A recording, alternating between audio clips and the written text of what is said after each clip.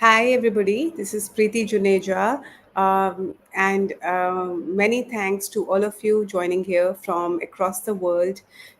I am so happy to inform you about this new initiative. It's called the Must Read Books, and we will do this every single day at 10 p.m. The idea of doing this initiative is because I not only love reading books, but I love talking also. And in addition, I feel that I'm trying to use technology to my best advantage, to bring out my ideas in full potential using technology. So this LinkedIn's new feature on LinkedIn Live LinkedIn Live and LinkedIn Audio is fairly new, and not many people have tried it. But I do recommend the LinkedIn Live. So, this particular must read books is possible only through technology, that I'm able to bring it to my audience from around the world. And it's amazing. So, as a marketeer, I will talk about latest technologies and try to engage you and encourage you to use more of such features. Now, there are so many books lying at home. It was difficult for me to make a choice as to which book I should read first. And initially, I thought about something motivational just before going to bed, something that you would like to pick up and read it and then reflect upon it. But I also wanted to make it fun, actually, and very to the time, very something which is latest, as well as interesting, very interesting. So I have with me over here, it's called No Regrets. So this book is by Kaveree Bamzai, who is a renowned journalist, and she has penned three books. So this is one of them. And in this book reading session, we are going to read this book, so that for a lot of my listeners who are probably out in their evening walks right now, or maybe driving back home at this hour, can just listen to me and enjoy the pages and what the author has written. So this is not a self help book. It is a book that tells us what not to do, what to remember, and what to forget. From being a mother to lessons learned from our own mothers, managing money to marriage, coping with pain and anger, to taking ownership of our health and growing old. Kaveri Bamzai, first woman editor of one of India's largest news magazines, a wife and a mother of two boys and two dogs, tells us how to live a guilt free life with a little help from a host of highly accomplished women. And I just remembered something, that Kaveri has two dogs. I also have two dogs. So, in case if they do bark, then just ignore them. And when you are sitting with me for a book read session, don't forget a cup of coffee. I cannot do without mine. So, in between, I will be sipping a lot of coffee too. So, with sparkling advice from Naina Lal Kidwai, Ariana Huffington, Sudha Murthy, Smriti Irani, Twinkle Khanna, Sanya Mirza, among others, No Regrets is the go to book as we fumble and stumble through life. If I fumble and I stumble through my pronunciation, please ignore. Okay. The Guilt Free Woman's Guide to Good Life. So, how it will go is that some of the book reading sessions will be the complete book from introduction to the end, chapter wise, which may take longer. It may take 10 sessions, 14 sessions, 20 sessions. Whereas some books I will just reflect or review and rate the book, maybe share some anecdotes, some snippets, some few sections from the introduction or chapters, which I find very interesting, and rest I will leave it up to you to buy the book from Amazon or any bookstore nearby and enjoy reading the book yourself. This particular one by Kaveree Bamzai, I have her permission to read her entire book. So I'm going to read the full book to you and enjoy. Everyone wants you to be perfect. Few women in India are fortunate to have been born, and even fewer are blessed to have been educated. So, how do we still find the will to live? Now, this is not me being facetious, being alive and educated is a great gift from enlightened parents in India. Female literacy is 65.46% as compared to 82.14% for the men. As for female infanticide, of the 12 million girls born annually in India, 1 million would have died within the first year itself. But even for women like us, it's a miracle that we don't collapse under the weight of our mythology, history, and culture. Throughout history, Indian women have always paid a huge price for the choices they have made. Let's take Sita, daughter of Janak, wife of Ram, queen of Ayodhya, reduced to a trial by fire to test her chastity because she made the mistake of being abducted by Ravana. She chose to return to the earth from where she had come. There's Ahalya, wife of a sage Gautam, who is seduced by Lord Indira and then turned to stone by her unsympathetic husband for it. Freed only by the graciousness of another male god, Vishnu, who placed his feet on her. And then there's Shakuntala, abandoned at birth by her parents Vishwamitra and Menaka, left to fend for herself in the forest. She chances upon the king Dushyant, who marries her, only to leave her and then forget her when she comes to his court because she isn't wearing his signet ring. And those are just the celebrity women of their era. The list of women done in by uncaring, unfeeling, and forgetful men is long. Women who show obvious interest in men are condemned to having their noses cut off. Yes, that's Supranaka. Women who make the mistake of mocking men are condemned to disrobing. Yes, that's Draupadi, who angers the Kauravas by calling Duryodhan the blind son of the blind man. Those who laugh even and innocently, as Ganga did at the sage Durvasa, are banished from heaven and condemned to flow on earth. Our literary heroines don't fare any better. There's Elizabeth Bennet, plucky, smart, outspoken, delightfully rude. She has to learn to swallow her pride because Dor Fitzwilliam Darcy goes out of his way to help her feckless family, thus earning her eternal and, dare I say, coerced gratitude. Mr. Darcy may be the most repressed man in English literature, but Jane Austen somehow makes us believe that he will loosen up once he is dazzled by Elizabeth's sociability. She didn't get around to writing its sequel, but P.D. James did, and Darcy didn't seem any less buttoned up to me in Death Comes to Pemberley. Emily Bronte gets our lovely Catherine involved with Heathcliff, a man who clearly had anger management issues, and we, silly girls growing up to be women, swoon over him, not her.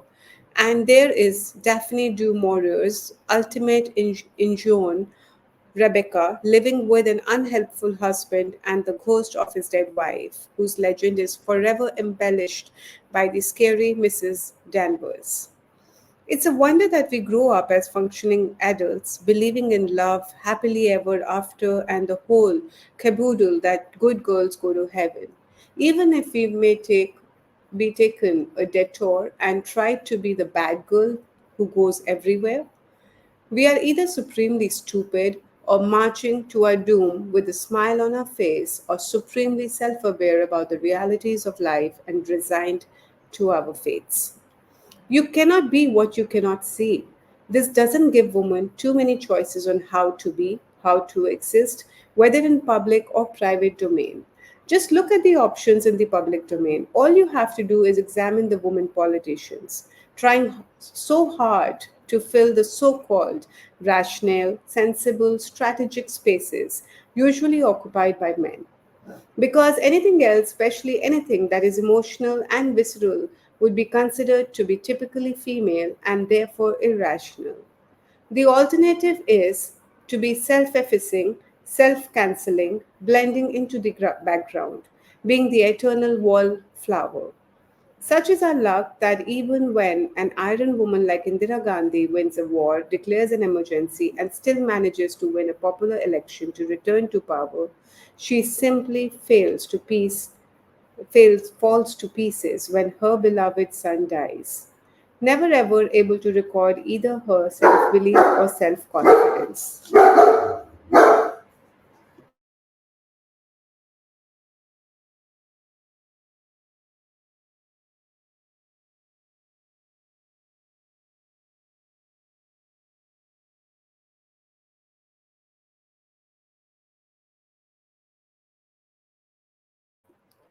History offers Hillary Clinton a chance.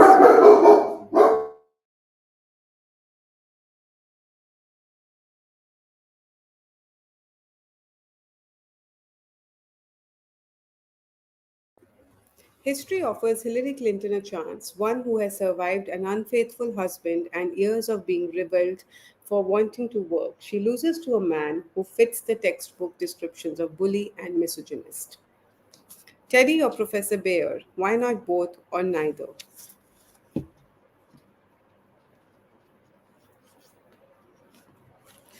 So, what has modern feminism given us after all these years? And here I speak for what is technically considered the first wave of feminism connected to equal suffrage for men and women. After years of wanting only ever to be Jo March in Little Woman and choosing mature virtue over callow passion, we are suddenly told that perhaps we don't need Teddy or Professor Bear at all, and we can be Jo March without them. Just as Simone de Beauvoir could exist without that parasitic pompistry of Jean Paul Sartre. Thank you very much. As she told us in the second sex, throughout culture, man occupies the role of the self or subject, woman is the object, the other. He is essential, absolute, and transcendent. She is inessential, incomplete, and mutilated. He extends out into the world to impose his will on it, whereas woman is doomed to immanence and inwardness. He creates, acts, invents, she waits for him to save her. It was time to change that, and it was possible only through autonomy won by economic independence. In the 1960s, Betty Friedman told us that women didn't have to be Stepford wives, and that the pervasive unhappiness that marked their seemingly perfect lives, embodied in the iconic American TV series Mad Men, was curable. That they didn't need to live up to the feminine mystique, the societal assumption that women could find fulfillment through homework, housework, marriage, sexual passivity, and child rearing alone. In India, we reveled in the liberties which the freedom struggle enabled and the Constitution guaranteed, and those rights that were not mentioned were quickly addressed by the pioneering legislation, such as the Hindu Marriage Act of 1955. The 1990s saw a new kind of assertion that went beyond economic independence and equality under rule of law. In the USA, the clash between the Clarence Thomas and Anita Hill in 1991 during the Senate hearings for the former's confirmation sparked a battle against sexual harassment that is still being fought in the corner offices and street corners. In India, we heard the term sexual harassment for the first time even earlier in 1988 when IAS officer Rupan Dewal Bajaj accused the Director General of Police of Punjab, KPS Gill, of molestation. Later, Banwari Devi braved the powerful Gujjar community when she took the men who gang raped her to court. We are now officially living in the age of hashtag feminism, from Me Too to Time's Up, hashtag an age that has been seen widespread awareness of sexual abuse on campus, in the workplace, and on the streets.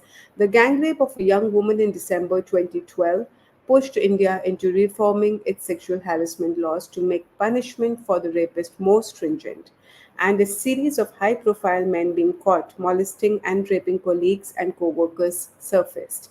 Among them, a powerful editor turned minister, an image guru, and a movie director.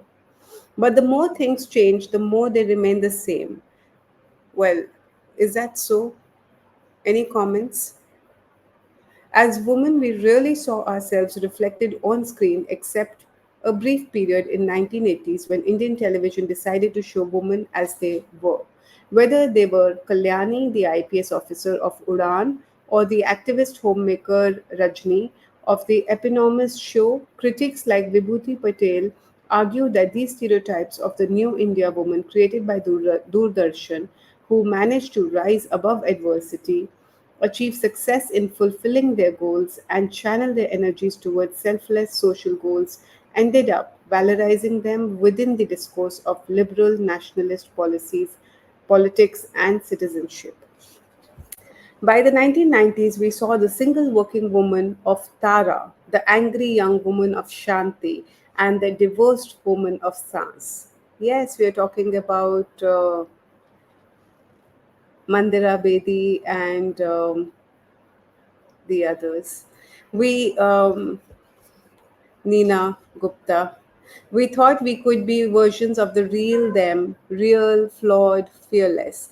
We didn't pay much attention to the fact that Simran was allowed to jeele apni zindagi, but didn't really have any life skills in Dilwale Dulhaniya Le Jayenge, or that Nisha has done a course in computers in Hum Aapke Hain Kaun, but hadn't spent time developing a spine, or that Kayamat se Kayamat tak Juhi Chawla Rashmi was a doll but one who had no clearly identifiable life goals except to marry Raj.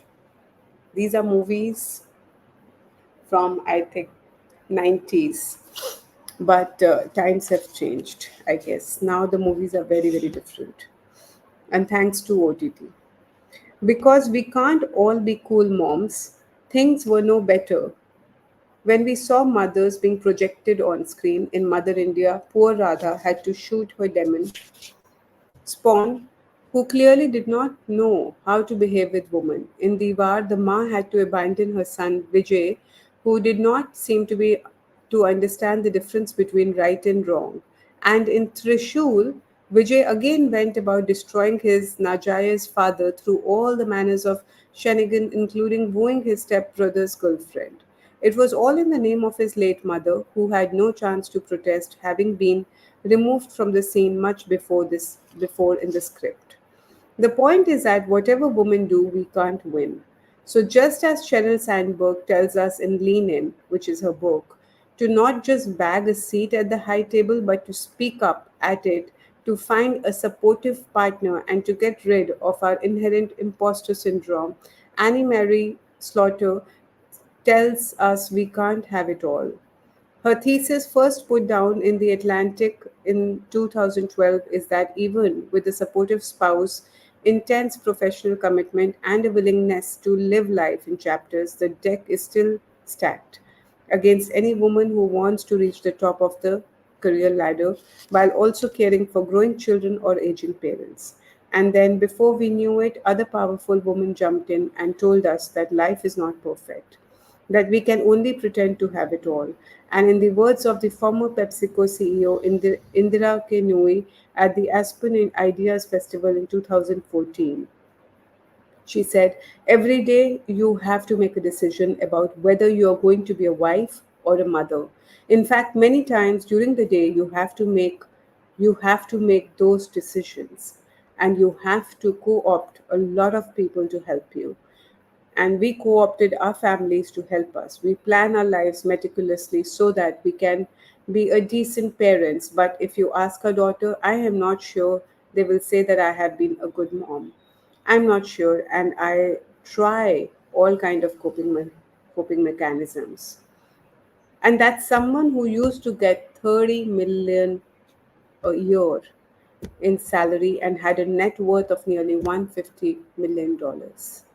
Rich people's problems, you say. Any comments? Anyone wants to share anything? So, I'm not saying that Kaveri has skewed towards one side, you know, when she talks about books and movies and how literature or mythology or culture or entertainment has portrayed a woman in the yesteryears, but also from the leading ladies of today in their books and in their quotes, what they have to say. So she is basically throwing a lot of information at you for you to make your own opinion and decide. But in my experience, while interviewing a lot of inspiring women, a lot of eminent women personalities, um, I feel that they have had it tough too, and they have challenged all their problems and all their issues, um, to overcome them. So it's not been easy. It's not been easy, but their willpower was so strong that, and the goal was so clear that they had to work towards it, which they did. So now coming back, no, turns out that these are very every woman's problems. Upon the release her last book, Unfinished Business, Lotte said, "Knowing what I know now, I wish I had taken one day a week when they were between 0 and 5 to be with them. And I could have said every Friday instead of daycare, every Friday is a mom's day." So today is a Friday. We all can have a mom's day with whatever little time is left, or maybe remind ourselves for next Friday. And it would have been a pleasure for me. Really, really, couldn't someone have told me this earlier? Anyone? So, all women out there listening to me, especially on this, that they should probably take out some time on Fridays and make it a mom's day.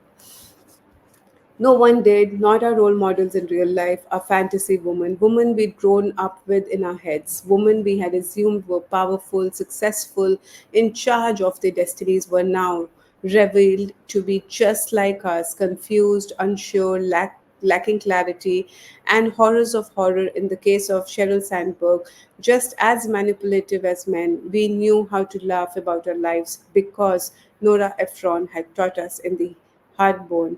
She had taught us what to do when husbands cheated, when dreams died, and the marriages ended. Every solution usually involved eating mashed potatoes with a fork full of cold butter. For me, it's chocolates. I hog on chocolates.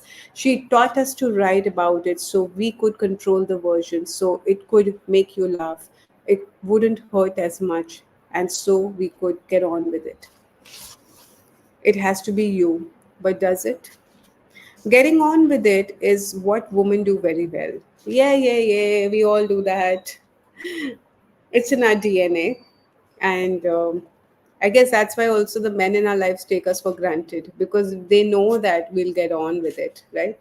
So at work, if there's extra work to be done to meet an important deadline, we will do it for the team. If the maid hasn't showed up for work, we will stay home and take care of the children. If the driver is absent, we pick up the keys, or in the case of people like me, Kaveri is talking, who don't know how to drive and have no patience to give directions to Uber drivers, flag an auto. No matter who is absent, it is we who fill the vacuum while also deciding the menu for the day at home so everyone gets fed. Yes, a nourishing meal, while also sitting through the interminable, time consuming meetings devised by aging men who have to do none of this, completing the assignment for the day, picking up the dry cleaning on the way, and oh, by the way, there is also no multigrain bread in the house, and baby John, who is now a very large 21 years old, would like some ham on his pizza today. Yeah, so we have to do all this and more.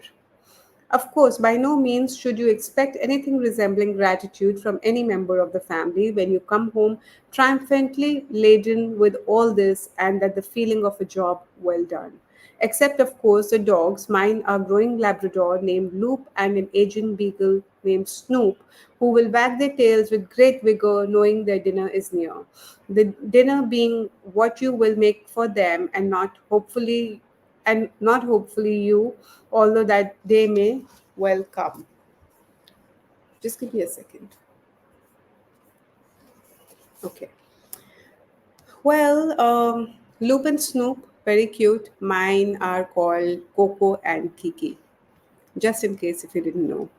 So you are expected to be a cool mom, hair never out of place, perfectly poised, balancing home and work, never demanding, never complaining, never nagging, managing babies, dogs, husband, boss in that order, and equally efficient.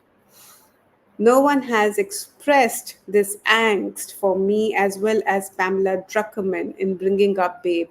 One American mother discovers the wisdom of French parenting on the result of raising children French style as fully functional societies of good little sleepers, gourmet eaters, and reasonably relaxed parents.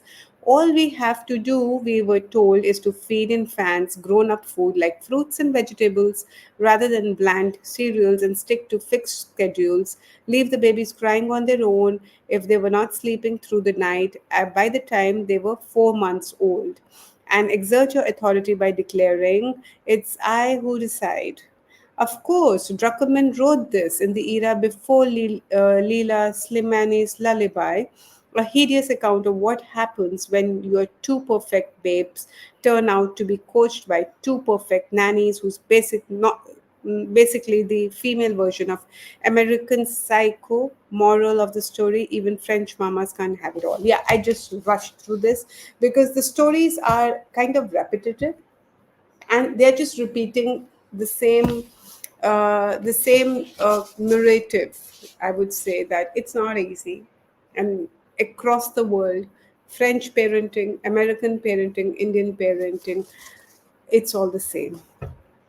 Running to stay still. The point in all this is that I would love to be perfect. I would love to be a woman who wakes up with a 6 o'clock alarm, slaps together her teenage boys healthy breakfast, two multigrain toast, four slices of mozzarella cheese, three poached eggs, a tall glass of milk, eight walnuts and eight almonds plus a banana, nice breakfast, and his mid-meal, four pieces of grilled turkey breast, a portion of broccoli, carrots and cucumber.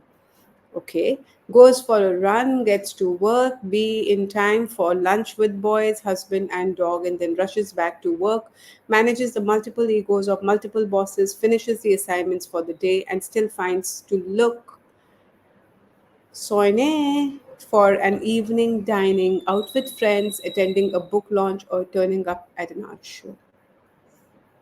This reminds me of a Tanishq ad. It says that, we are not superwoman, and it shows emotions of how everybody,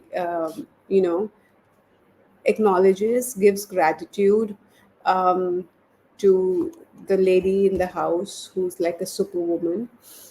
But the question is not that. The question is there is nothing called superwoman. So all this being done, and Kaveri says it's not impossible. I know friends who do manage this feat quite well. So there are women out there, for whatever that I said just now, read from her book, is true. However, am not one of them. On any given day, I start out with the best intentions, promising myself that this will be the first day of my new diet, exercise regime. I do not know of the numbers of gyms I have joined, paid up for, and then not turned up for. I always have a good excuse, mind you, which ranges from intrusive trainers to less than stellar washrooms. The number of machines which I have graced my bedroom ranges from an exercise cycle to a cross trainer whose location keeps shifting from bedroom to balcony to ultimately a garage. This may explain why I love Mindy Kaling so much. With her brightly colored jackets and a healthy appetite, she is the person I want to be in another life. It is different matter that she becomes a role model too and now says deeply inspirational things. Recently, in a commencement address to Dartmouth graduates, she said how she works in an industry where most women we see on screen are either so thin that they're walking clavicles or so huge that their only scenes involve them breaking furnitures. Funny? Yeah, right. So, this, as you can imagine, is not a self help book. This is not a book that tells you what to do with your life. If I knew, hey, I would be making millions. Rather, it is a book that tells you what not to do, what to avoid, what to sidestep, what to remember, what to forget. It's a book that does so with the help of a few people I'm happy to call my friends and a few whom I met over the course of my work. These are women of tremendous accomplishments. These are women from whom I've learned things, even though I may not necessarily have implemented them. It could be because it was too late for me, or I was too lazy, or too silly, or too careless to grasp. But the one good thing about aging is that it allows you time for reflection. It allows you to understand that everything is not your fault, whether at work or at home. As women, we are so used to holding up half the sky that it blinds us to the imperfections of those around us. Centuries of conditioning have convinced us that we have to be perfect, that we have to keep perfect homes, raise perfect children, maintain perfect figures, keep our perfect husbands perfectly happy, while also being perfectly capable of our perfect jobs. It's a mug's game. In doing all this, we don't want to acknowledge the cost of time away from our children when they're growing up, which believe me, they never will forgive you for. I'd like to stop here. It's a very important statement. The cost of time away from our children when they are growing up, which believes me that they will never forgive you for. The cost of our health, which no annual health checkups or weekly therapy sessions can cure. Hey, I have done both. The cost of not being the perfect accessory to your husband. My absence from appearing at evenings out with my more socially amicable husband caused several friends to assume we had separated, which they then found extremely awkward to question us about. The cost of stagnating at work, ignoring warning signs that it was no longer worthy of your time, that it was stunting you because it was paying the bills. The cost of ignoring your long suffering friend, your well wishers, your extended families, the cost of ignoring your faith, your inner world, your spiritual well being. Very well said.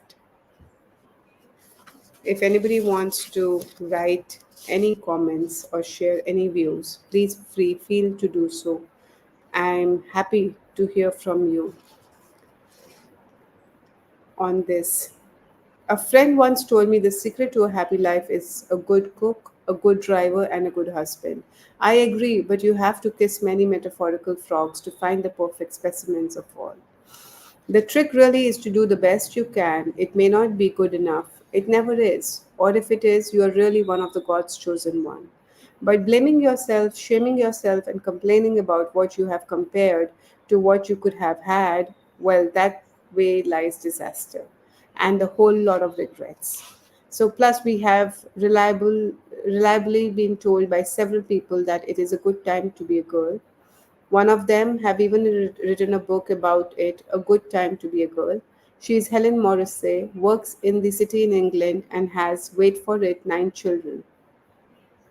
She believes women should not have to lean in to an old fashioned patriarchal system that's no longer fit for the purpose, but change the system instead. My question to you all: do you think we can change the patriarchal system? Do you think we have been successful in changing the patriarchal system? Do you think we have made quick progress on this front? So, do share your views. The woman shouldn't have to copy men to get on, but should be free to succeed in their own way, perhaps working more flexibly or managing more creatively or just approaching the issues differently. She believes we have to stop telling women to push harder for pay rises like the men do because it only encourages a pay system that rewards self promotion over talent. She also knows that the value of stay at home husband, or Annie Marie Slaughter likes to call it, the primary caregiver. Not everyone is so lucky. Okay, hands up and some emojis to all those nuclear families where you feel that your your husband, your spouse is helping you in caregiving and housework. So you are very lucky if that is so, and congratulations.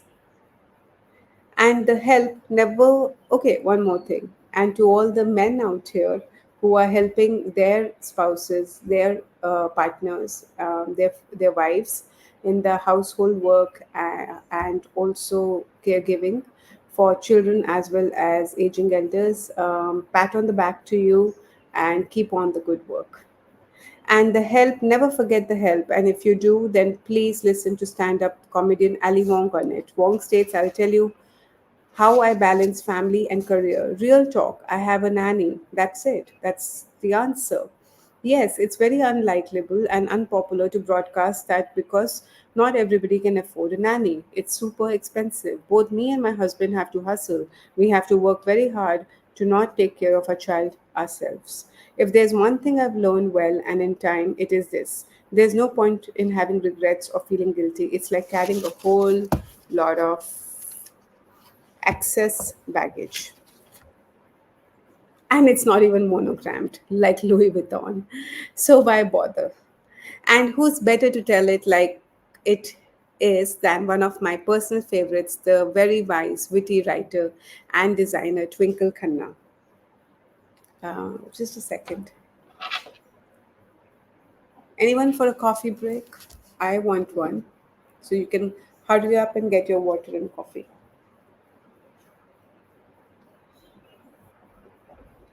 And who is better to tell it like it is than one of my personal favorites, Twinkle Khanna? So here's what she had to say when I asked for advice on being yourself. Okay, one thing, I'm sure that not everybody has liking for all the people that are mentioned in this book.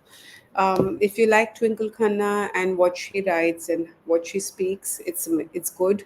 If you don't, then it's okay not to agree. You can respectfully disagree, and there are many more accomplished women that Kaveri has mentioned in the book. So we will move to their part very soon. So just hang on there in that case. So here's what she had to say when I asked her for her advice on being yourself. Madam, this model doesn't have any size specifications. She's witty, so that's how she says. Each piece is different only, and also we have lost the operating manual, so you just have to make it work with trial and error method. These pieces can last 70, 80 years with good care, but can go on fully off anytime also.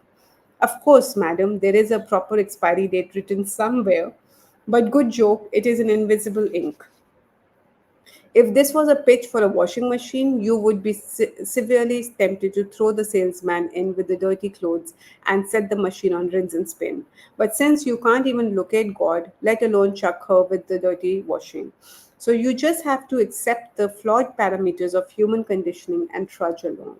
Years after years of trying to transverse through this gravitational minefield, I have now reached a precarious place in my 40s. Middle age is, after all, the time when you realize that you know a little about everything, but not enough about anything, including yourself. The little that I have learned by the infamous trial and error method, I have jotted down on the instruction sheet in lieu of any sort of operating manual. Okay, first, treat your burdens like balloons filled with helium and feel the weight lift off the shoulders. Hurdles are scattered around for two reasons, I suspect. One, to see if you are paying attention, and two, to train you to jump higher.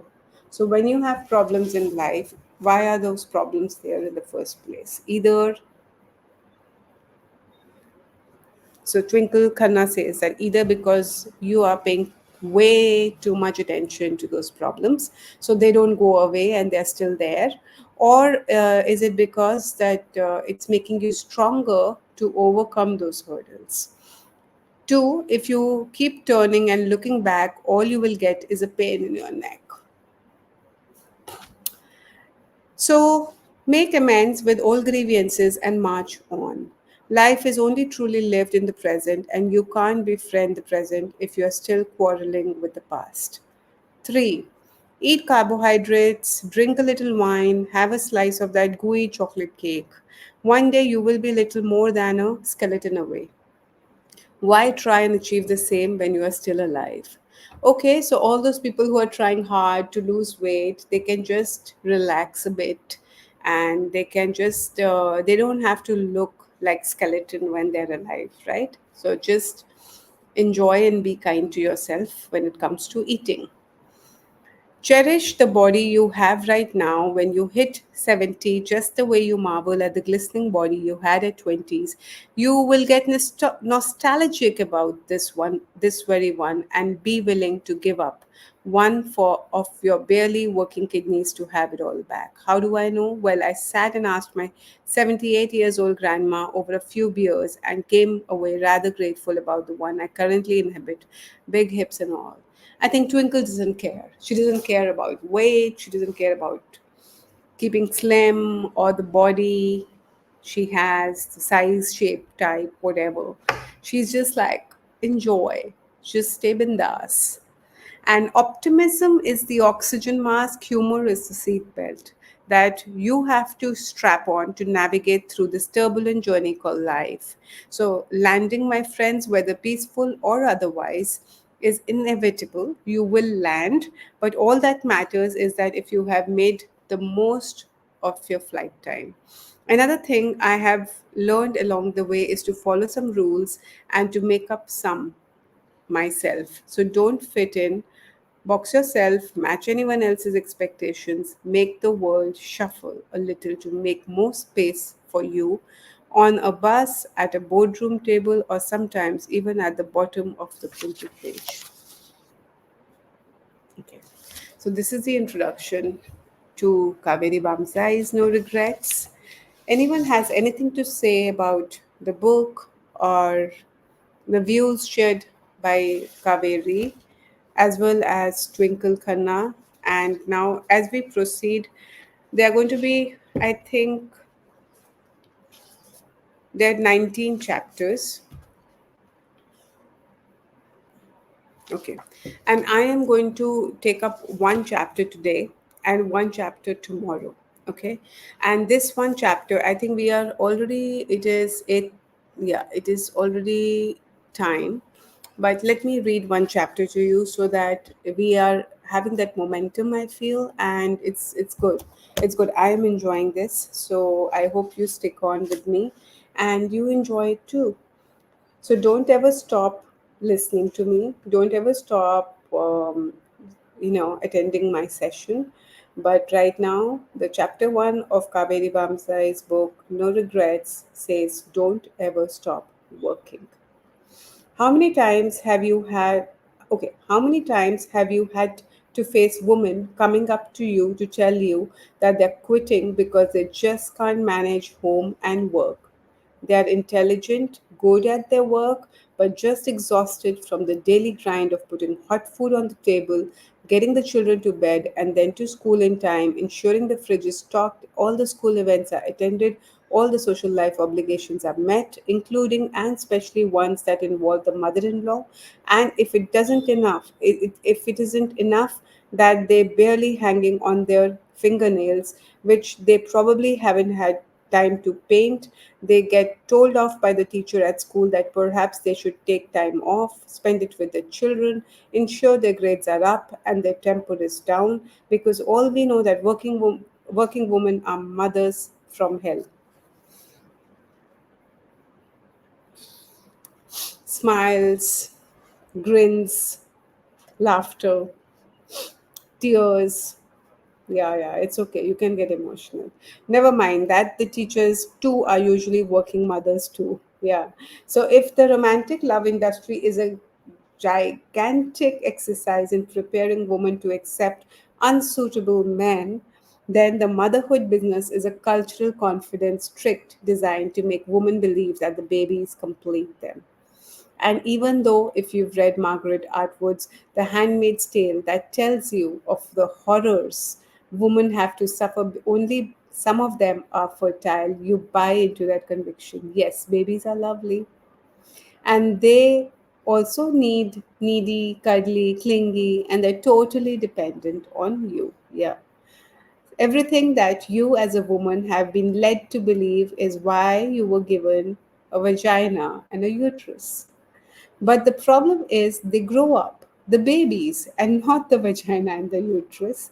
And they grow up to be grumpy teenagers who argue with you on everything. And then soon after, they leave you, finding a girlfriend or a boyfriend, and you are left with the emptiness syndrome. Are you enjoying this? I am enjoying this thoroughly. So I'm glad I picked up the chapter one to make this more interesting. And for those who have joined in late, should also feel happy. So that's when you look into the mirror again and notice you are nothing like the 20s and something, or 30s, or something you were when you had them. Yeah. So that's when the loneliness hits you, and then you either pick up a yoga or spirituality or both, since there are now many smooth talking gurus who give you an easy to digest mixture of both. In case of Baba Ramdev, he gives you the actual portion to imbibe and digest. You can always congratulate yourself on a job well done with your children, especially if they tick all the boxes of the culturally accepted standards of success. A good university, a well-paid job, and an acceptable, either acceptably significant other. But that's not always possible. And even if it is, mothers, please stop living vicariously through your children. Oh, my life is all surrounded by my children. Hmm. It's suffocating for the children and for unworkable as a long-term strategy, given that the life expectancy has risen even in India from 65.88 years in 2006 to 70.17 years in 2016. We are all living longer, so we better find something that drives us other than motherhood. Nothing irritates me more than the men and the women who make a virtue out of the woman not working.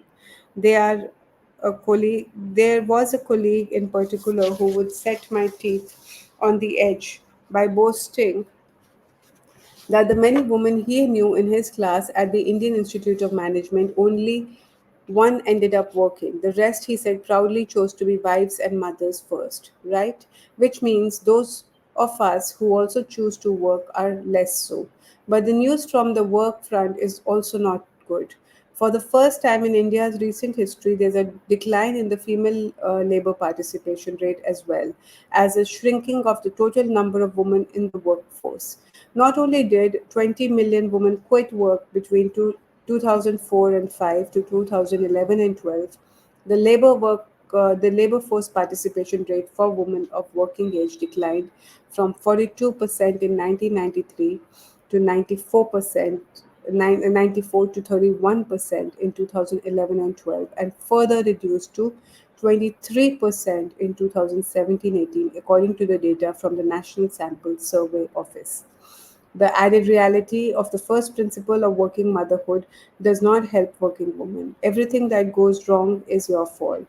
So if the children turn out wayward, it's your fault. If the husband doesn't pitch in an equal parent as an equal parent, it's your fault. If the world is coming to an end, it's your fault. Or okay, maybe not the last one, but no matter how many inspirational books you read and no matter how many TED Talks you listen to, it will stubbornly remain the same. It's not like the universe doesn't send you enough warning signals that motherhood is going to be tough. You have to ensure to listen. There is media who chose to wreak vengeance on her cheating husband Jason by murdering their two children to break his heart when he left her for Glos, the daughter of the king of Corinth. There was Putana sent by Kansa to kill Krishna by breastfeeding him with poisoned milk. Because Hinduism is truly plural religion, it has an entire category devoted to less than perfect maternal figures called Matrika, who makes women barren and strikes newborns with fatal fevers when they are angry. And when they are appeased, they ensure the health and happiness of children. And then there are all those mommy memoirs telling you how hard being a mother is. Rachel Cusk, anyone? I read a life's work on becoming a mother in 2001. I read it when it came out, otherwise, I doubt I would have had my first baby. By the time the second one came along in 2002, it was already too late. Cusk's portrayal of motherhood is so uniformly bleak and unrelentingly joyless that it is a wonder anyone has babies after reading her. The prospect is exciting for it is when the baby sleeps and that I lies as if it were a lover with my former life. These licenses, though always thrilling, are often frantic. I dash about the house, unable to decide what to do, to read, to work, to telephone my friend. Or this, sometimes when she, the baby, has been 2 or more hours from the source of my body, I begin to feel a sort of an elemental anxiety for her as if she was walking a tightrope and I had gone too far out, as if she could not exist for so long in time in gravity away from me. Turns out there's a whole subculture out there warning women not to move towards unthinking motherhood. So there is Naomi Wolf, who has since reconstructed herself as a vagina memoirist. I prefer the avatar where she is the shaman who tells us how to have never ending orgasm, telling us in the misconceptions about how the society has left women to figure out motherhood on their own in the private personal space while bringing the issue of women in workplace into the public domain, cleverly divorcing the two deeply linked interlinked issues. Hey, if you don't provide working women with institutionalized and accessible childcare, they will have to perforce drop out of the workforce. As Wolf writes, you grow up with the ideology of being a super mom. You know, all my friends were saying things like this. I'll write the great American novel whilst I rock the baby in the crib with my foot. And then you are knocked sideways when you can't do it. Which brings me to the second principle of working motherhood. You're damned if you do drop out and damned if you don't. Americans have a phrase for this phase of a woman's life. They have a term for everything, and it's called care chasm. Hardly any men who have dropped out of the workforce say it is because they are helping their children or their older family members. The term was coined by Nicholas Eberstadt and is explained the stark contrast between working women in the United States and in other advanced industrialized countries with comprehensive family support policies. In most European nations, for example, women's labor force participation has increased significantly since 2000 instead of faltering. Basically, it's because it's what happens to a woman's life everywhere. As her are growing up, her parents are growing old, and her responsibilities at work are multiplying, the pressures keep mounting on women.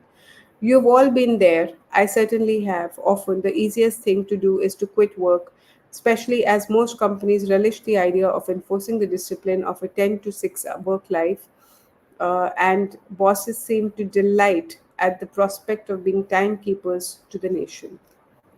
One of the greatest mysteries to me is why companies push the 10 to 6 workplace attendance in the age of 24 by 7 work culture.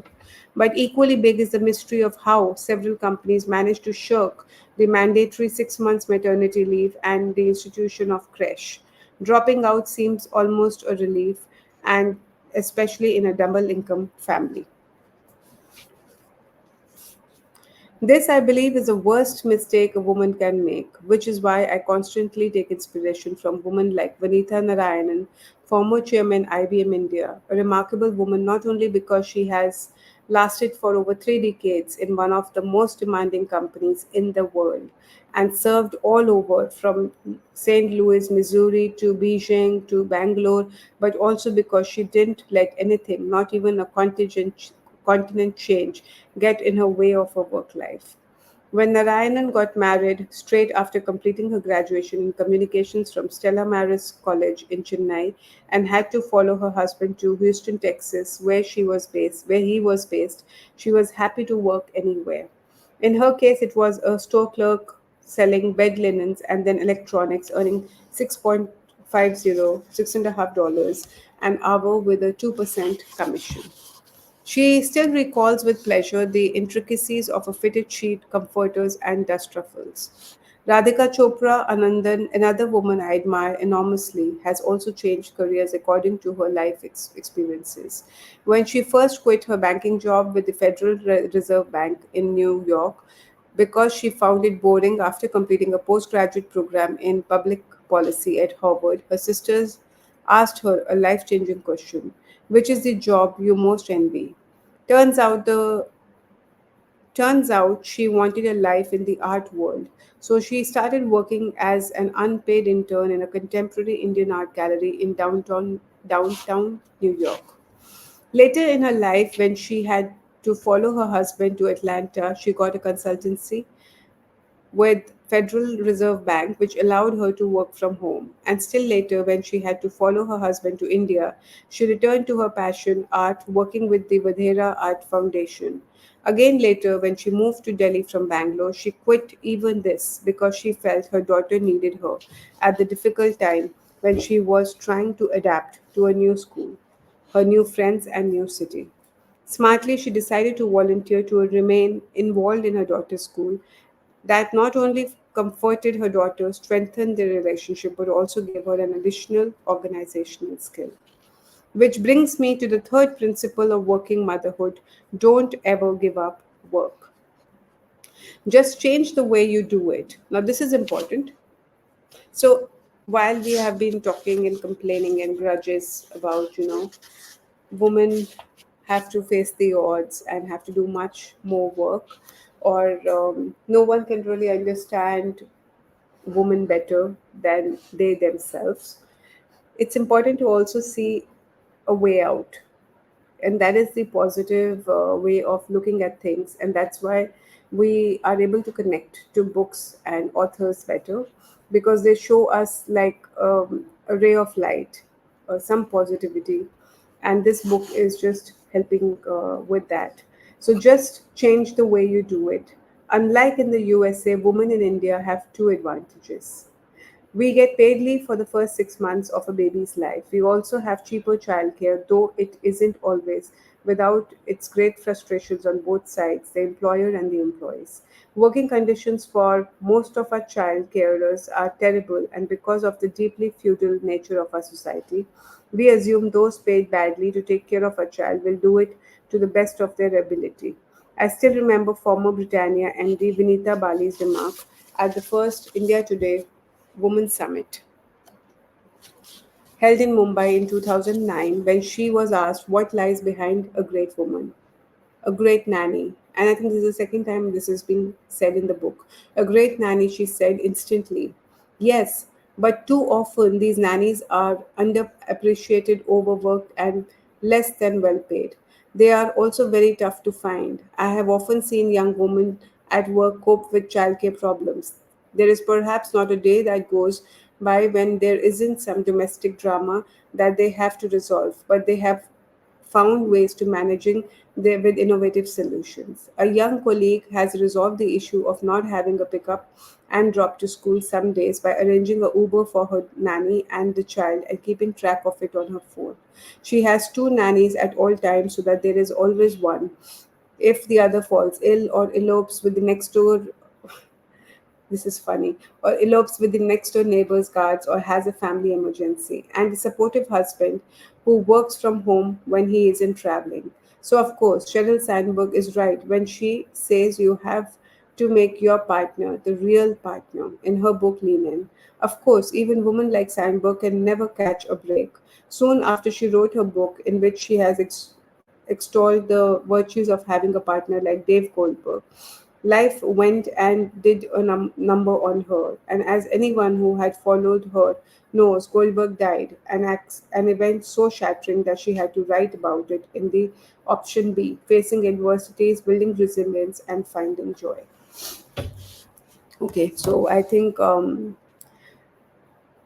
Cheryl, being a very resilient person, I'm very happy and grateful to her for having written this book. Option B. I've read that book and it's remarkable.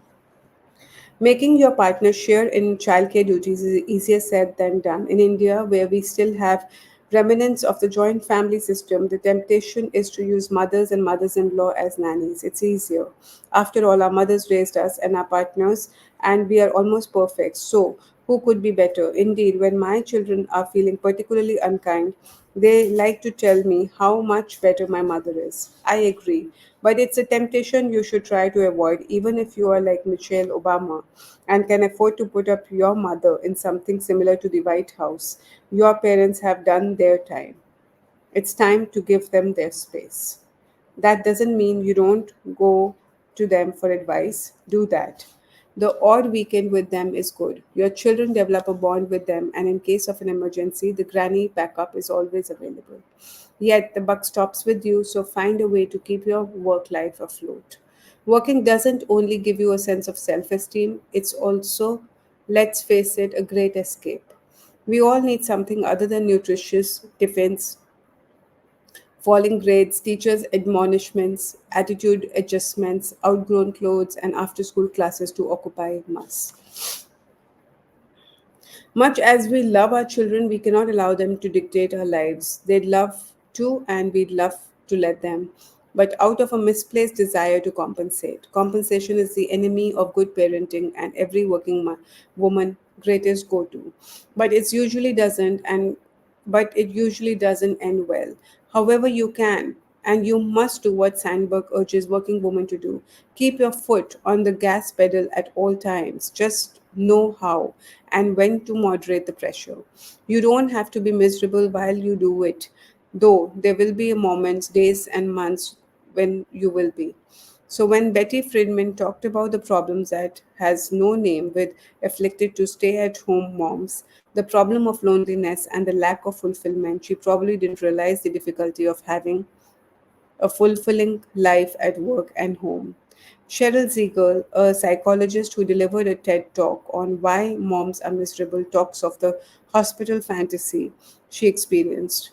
When she checked herself in for a surgery for a removal of a kidney stone and she actually felt pampered, there she was swaddled in a blanket in bed watching TV in the afternoon, with people asking her what she wanted, not out there driving herself to work, then picking up her child from school, then driving herself back.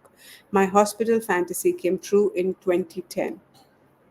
And when I had to check into a hospital in Berlin for the removal of a cyst on the verge of a rupture, it was a dramatic moment for me about to board the flight home from a visit to Berlin and unable to do so because the pain was so intense. I was given back to the city in a in an I was taken back to the city in ambulance, deposited by my host in a university hospital, operated upon almost instantly with Germanic efficiency, and not allowed to leave for the next 10 days. In a ward with five other women, it should have been the most miserable time in my life, but it was oddly calming. I had a view of the street from my window, healthy meals, a television on which I watched American soaps in German, which gave me a lifetime's addiction to police procedural, and my laptop for company. I also have a hotel fantasy, which I'm able to indulge in only when traveling on work, which involves solitary meals in my room, staring out of the window at the sea if there is one, and my laptop for occasional company. The laptop, in case you are wondering, is not always wired for work. It carries manuscripts of my books on my to read list, thanks to the generous publishers who now know I prefer to read online, my Netflix connection, and my work. In New Age speak, I believe this is called me time. I think it should just be called staying sane time, which is absolutely necessary when you're been working 8 hours a day, 5 days, 8 hours days, 5 days a week for 31 long years, with the longest break being for the 3 months maternity leave, which each one of my boys, when each of my boys was born. My favorite story related to my workaholism is that when I got married and my then editor looked at this request for a month off with dismay and said, quite a matter of fact, since both you and your husband work here, let's do a deal. I give both of you 15 days off, and That makes it a month, right? So clearly, both my husband and I were either very young or very foolish or both, since we agreed to it without complaint. When you're young, you are so grateful to be wanted at your job that you are happy with whatever scrap comes by your way. By the time you know better, it's too late and to change the way you work. Okay, take a pause, have some coffee.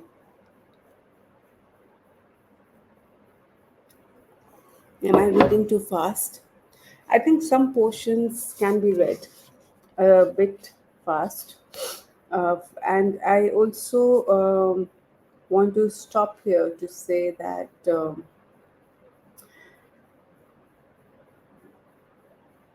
nowadays, especially when you think of work, people are also having a realization that work has to be time bound. It cannot just go on endlessly. And slowly, I think people are coming to realize that. So, even the workaholics, and that's how times are changing now. People want the 10 to 6 or 9 to 5, and in the work from home remote, and I don't know, I mean, it's pretty much 24 by 7, but even then, boundaries are being set up now. So this question is to all my audience who are not from India and outside India, to please throw in your point of view here when it comes to working hours, and especially women. How many hours do you put at work? Being a working mother has also turned me into a connoisseur of two rather distinct trends. One is hunting for studies that support the thesis that working women are good for children. Fortunately, there are quite a few of those, though they are of equal number than suggests the otherwise. In the interest of good argument, that in particular, my good argument, I am presenting only some of the former. My favorite is the paper by Kathleen McGinn and her colleagues for HBR, Harvard Business School, sorry, HBS, Harvard Business School, Family and the Changing Gender Roles, which is based on two surveys conducted in 2002 and 2012. The paper says working mothers are more likely to raise successful daughters and caring, empathetic sons. The study found that being raised by a mother who worked outside the home had no effect on a man's adult income, but a woman raised by a working mother had a higher income than their peers whose mothers stayed home full time. In addition, the men whose mothers had worked outside the home at any point were more likely to contribute to the household chores and the care of family members. Equally, on the other side, there is a 2014 paper, Labor Market Participation of Women and Fertility, the Effects of Social Policies, which says that children of mothers who return to work full time in the years before they start school have slower emotional development and scores less well in reading and maths tests. The disadvantage starts in primary school and persists into early adulthood with lower educational attainment, higher unemployment, and greater likelihood of childbearing early in life. An early return to work by mothers reduced the child's chances of progressing to A level from 60% to 50%. The employment patterns of the fathers have little effect, said the study. Scary stuff. Now, there's another kind of story I'm always alert to, which can only be described by the famous woman in With Troubled Children. I often resort to hunting for this when I had particularly bad day with my boys.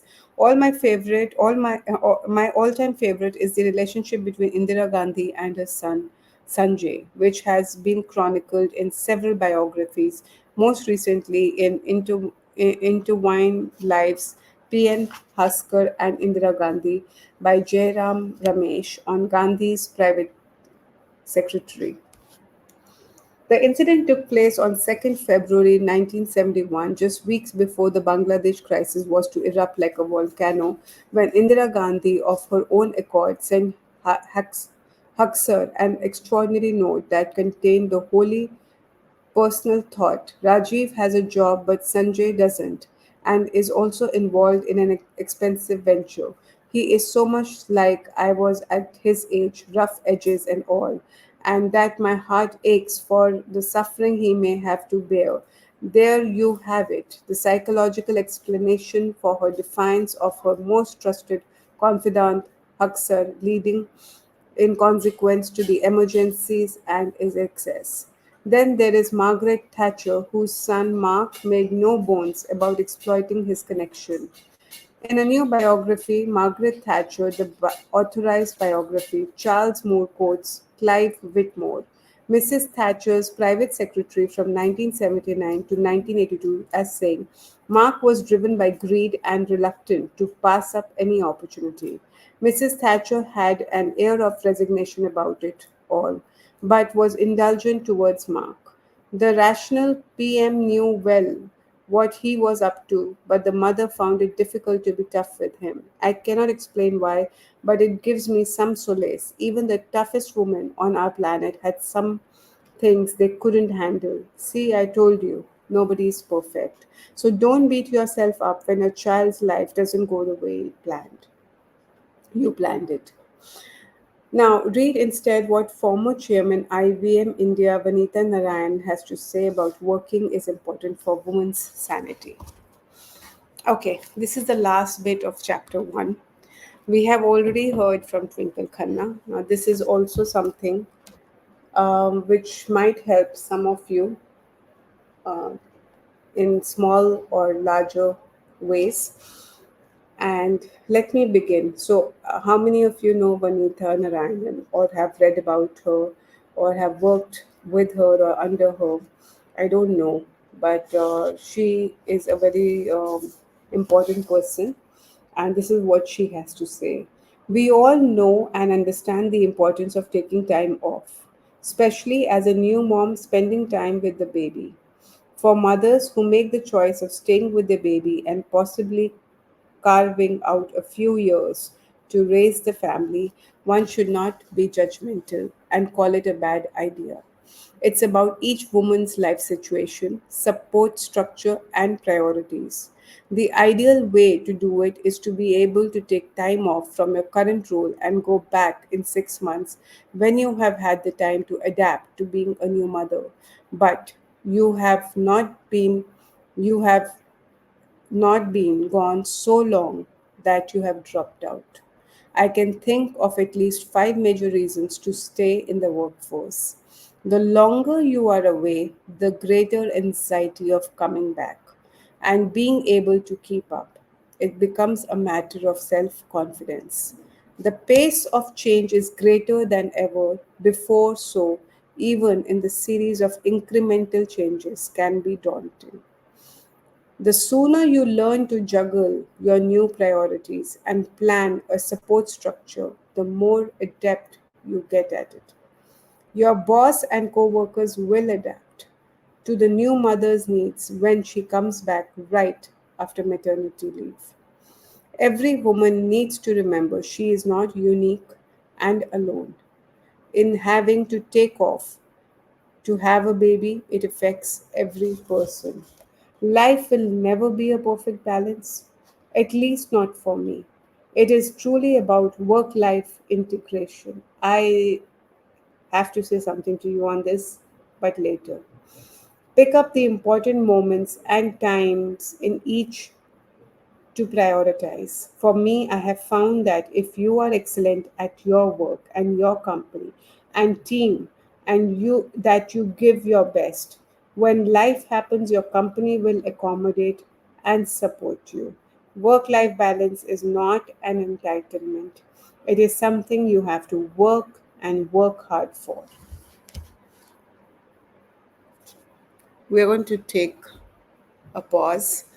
And when I was doing interviews with Dr. Saundarya Rajesh, she has spoken lengths about work life integration. She doesn't believe in work life balance, and she has beautifully narrated and explained what work life integration is. Last week, Wednesday, I think, oh, not last week, yesterday only, I published an interview of Sangeeta Rillan from the Delhi University professor, and she has her own platform called About Her, where she has also spoken to me about work life integration. And I think this is a new nomenclature, and it is something that people are beginning to understand. So I'm not saying because it is a book which focuses on women, so only audience should be women here. I think it's time that even all the men out there should realize, accept, and change as per situations and needs, and not fit into the old patriarchal, archaic ways of working. So, with on that note, I will stop here on day one of this book, and more from me later. Do share your comments, point of view, any place where I need to improvise and do a better job at it. I'm more than happy and flexible in listening to you all and trying to adapt that into this session's reading. So, thank you so much and have a great evening and enjoy yourself. Enjoy every single day as it comes. Thank you.